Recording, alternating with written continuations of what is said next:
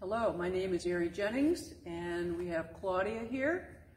Today is Monday, June 29th, and Isaac has asked us to provide the devotional for this evening. Just want to say a little bit about it before we start. This is as improvised as it can be. Claudia knows that we're going to be having a discussion about some things, and I'd like her to start out by reading a scripture verse. Don't let anyone look down on you because you are young, but set an example for the believers in speech, in conduct, in love, in faith, and in purity. 1 Timothy chapter 4, verse 12. So I thought this would be a good verse for us to use as a focus for, hopefully would be many times where we engage some of our youth here at St. Matthew's and to ask them their opinions on things, to include them in the vibrant part of our church life, because Claudia was just confirmed recently and has taken that very seriously. So she doesn't know exactly what I'm going to do, what I'm going to ask her to do, so she will be reacting just like you are. I'm going to be reading some selections from a book which I discovered recently. It's called Heart Talk by Cleo Wade. I've used it a couple times in morning prayer.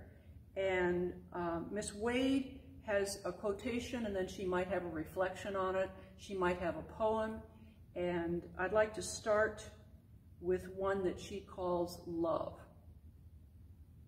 Let love be the answer to all of life's questions, even the really, really hard ones. It takes so much bravery to let love be the answer to all of the questions in our life, especially the difficult questions during the difficult times. But committing to that level of courageous tenderness is exactly what is needed most in the face of adversity. When we decide that we are going to love no matter what, we embody the ability to make peace in a way that can transcend any struggle or conflict. Don't let any situation cause you to create blocks between you and your ability to give love and empathy. Be fearless enough to love without barriers. It is not always easy, but it is always worth it. Let the enduring strength of love carry you through whatever you encounter in life. This is what it means to truly live with compassion.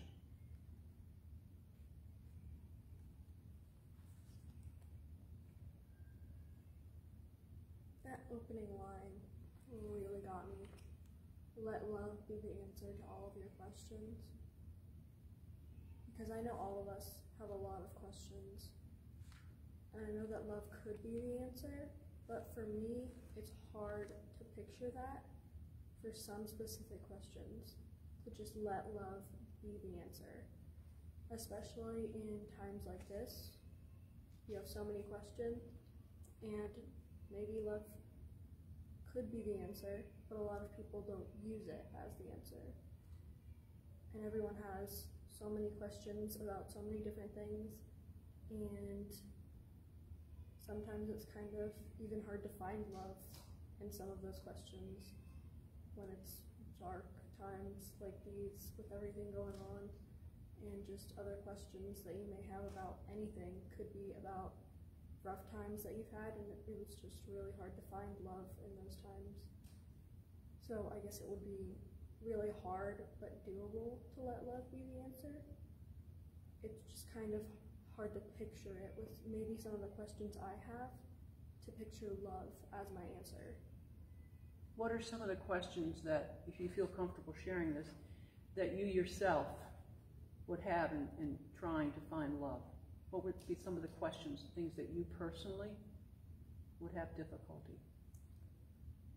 I know we've shared these sometimes in our confirmation talks, but for you personally, can you think of a couple you'd like to share? A question that I've had for a while is, if we are all made in God's image, then why does God make us with these flaws that we can't control? and that we don't want, why does God give them to us? And why does he make those a part of us that maybe we want to change? Why is that we have no control over? And since you have realized that this is one of the questions that you have personally, have you been able to find, you don't necessarily find an answer to that, but have you found some knowledge that has helped you in dealing with this in your ongoing journey with this question? Well, there have been a lot of activities that we've done in youth group and in confirmation where you list things that are a part of you and your personality, and those have kind of helped me see the way that I was made in God's image. With those flaws or without them, I was made in his image, and I'll never know why he made those flaws for everyone separately, but I will know that those are things that I can't change, and that I'll always need to be proud of the person that I am, because God did create me in what he saw for me. That's an amazing answer. And people go throughout their lives and they don't know that it's okay to accept that. Well, thank you so much. I have one other thing that I really would like your opinion on, and this is just a poem that she wrote. And you can see the title here. It's called Rooting for Each Other. Do you think Mother Nature cares that any of her beautiful flowers grow in an array of shades and sizes, or that one grows in this direction and one grows in that direction? No, she puts all of them in her magnificent garden so that they may be together and root for each other. I mean, it's a great poem, and it's a very truthful poem. But knowing that we're all made in different shapes and sizes, and that's difficult because there will always be people to bring everyone else down. Of course, Mother Nature doesn't care about anyone being different than anyone else, and she'll always be accepting, but that doesn't mean everyone will be. Especially now during these times, there seems to be a lot of that. And going back to everything with flaws, some people won't accept your flaws. Some may appreciate them and welcome you no matter what, such as family. I know my family is very supportive of me no matter what happens, no matter what my flaws may be.